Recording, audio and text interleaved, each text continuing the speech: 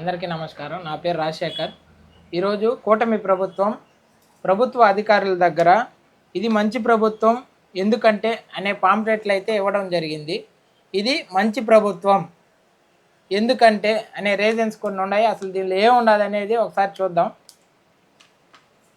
సంక్షోభంలోనూ సంక్షేమం అందించి ఈ 100 రోజుల్లో సంక్షోభం అయితే ఆంధ్రప్రదేశ్లో ఉన్న మాట అయితే వాస్తవమే. సంక్షేమం అయితే ఎక్కడా లేదు. ఈ 100 రోజుల్లో సంక్షేమం నిల్లు, డెవలప్మెంట్ డల్లు.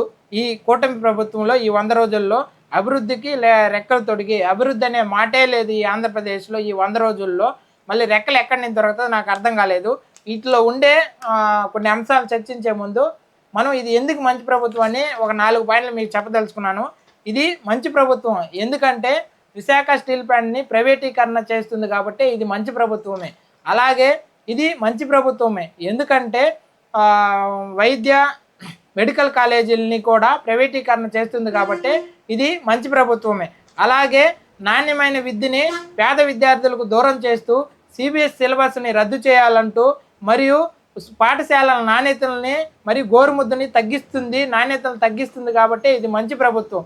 మరియు మద్యపాన నిషేధం వైపు అడుగులు వేయకుండా మరియు నాణ్యమైన మద్యం అనే అబద్ధాలు చెబుతూ 99 రూపాయలకే క్వార్టర్ ఇవ్వడానికి సిద్ధపడుతుంది కాబట్టి ఇది మంచి ప్రభుత్వం.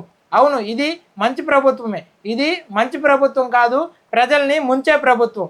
మరియు మీ వైఫల్యాలని ప్రతి విషయాన్ని జగన్మోహన్ రెడ్డి గారిపై రుద్దుతూ అసత్య ప్రచారాలు చేస్తూ మీ సోకాల్ న్యూస్ ఛానల్లో మీరు ఒక వార్తను వాళ్ళకి చెప్పడం, వాళ్ళు ఆ అవాస్తవాలని తదేకంగా ప్రజలపై రుద్దటంలో మీరు సక్సెస్ అయ్యారు కాబట్టి ఇది మంచి ప్రభుత్వం. మరియు మీ ఈ 100 రోజుల వైఫల్యాలని తప్పుదావ పట్టించడానికి ప్రసిద్ధిగాంచిన తిరుమల దేవస్థానంపై కూడా మీరు రాజకీయాలు చేస్తున్నారు కాబట్టి మీది మంచి ప్రభుత్వమే. ఈ 100 రోజుల్లో మీ ప్రభుత్వం మంచి చేసిందని ఉంటే ప్రజల్లో ఉంటే మీరు ఈరోజు ఈ పాంప్లెట్లు వేసుకునే దుస్థితి మీకు వచ్చుండేది కాదు.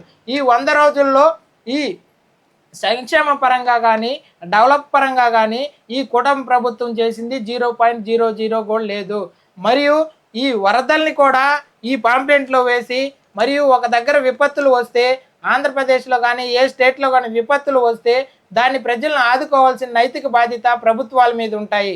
అలాంటి నైతిక బాధ్యతను కూడా మీరు ఈ విధంగా పబ్లిసిటీ కోసం పాంప్లెట్లో వేసుకున్నారు కాబట్టి మీది మంచి ప్రభుత్వమే. మీరు 10 రోజులు నేను వరదల్లో బస్సుల్లో ఉన్నానంటూ అసత్య ప్రచారాలు చేస్తూ మీరు ఉన్నప్పటికీ మీరు ఆ వరదల్లో విఫలమయ్యారని ఒక చిన్న పిల్లవాడిని అడిగినా చెప్తారు. అక్కడ వరదల్లో చిక్కుకున్న ప్రజలను అడిగితే వాళ్ళ ఇబ్బందులు ఎంతోమంది వెళ్ళగక్కారు మీ ప్రభుత్వం మీద. మీ ప్రభుత్వం ఎలా మంచి ప్రభుత్వం అయ్యింది? మరియు ఈ పాంప్లెట్లో సీఎం గారు చంద్రబాబు నాయుడు గారి ఫోటో కానీ పవన్ కళ్యాణ్ గారి ఫోటో కానీ మరియు ప్రభుత్వ తాలూకా ఎటువంటి నమూనాలను ఎందుకు వేయలేదు? మరియు ఈ పాంప్లెట్లో ఉన్నవే నిజమైతే మీకు పబ్లిసిటీ అంటే ఎంత పిచ్చో ప్రతి ఒక్కరికి తెలుసు. మరియు మీ ఫోటోని ఇందులో ఎందుకు ముద్రించలేదు? మరియు సీఎంగా ఈ పాంప్లెట్లో ప్రోటోకాల్స్ వైజ్గా మీ ఫోటో ఎందుకు లేదు? మీరు ఎందుకు ముద్రించలేదు? ఎందుకంటే ఈ పాంప్లెట్లో ఉన్నటువన్నీ కూడా అసత్యాలు కాబట్టి. ఇందులో ఈ ప్రభుత్వం ప్రజలకు ఎలాంటి మంచి చేయలేదు.